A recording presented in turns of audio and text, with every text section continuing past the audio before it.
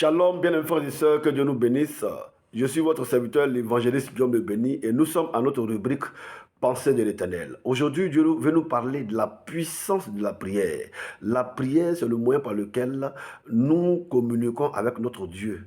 La prière, c'est notre protection. La prière, c'est le guide du chrétien. La prière, c'est le manteau du chrétien. La prière, c'est la vie même du chrétien. La prière, c'est le vécu du chrétien.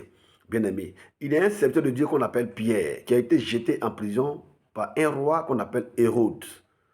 Bien-aimé, quand il a été jeté en prison par ce roi, on dit que l'Église a nécessaire d'adresser pour lui des prières à Dieu. Et à cause du fait que l'Église priait en faveur de Pierre, Dieu va se manifester et il va déployer un ange dans la prison dans laquelle Pierre était. Quand l'ange est arrivé, on dit que Pierre était lié de deux chaînes et il était couché entre deux soldats et des sentinelles devant la porte gardaient la prison. Donc Pierre n'avait aucun droit, il n'avait aucune possibilité de s'échapper lui-même, de lui-même. Mais gloire soit rendue à Dieu qui a dépêché son ange et l'ange est venu délivrer Pierre. Quand l'ange a pris Pierre, pendant qu'ils étaient en train de sortir, ils sont arrivés à la première garde, ils sont passés sans qu'on ne les voie. À la deuxième garde, ils sont passés sans qu'on ne les voie. Et ils sont sortis sur une porte qu'on appelle la porte de fer. On dit que cette porte-là s'est ouverte d'elle-même. Vous voyez ce que la prière peut produire dans la vie de quiconque la pratique. Et l'ange est sorti avec Pierre. Et pendant que la scène se passait, Pierre pensait que c'est un songe qu'il était en train d'avoir.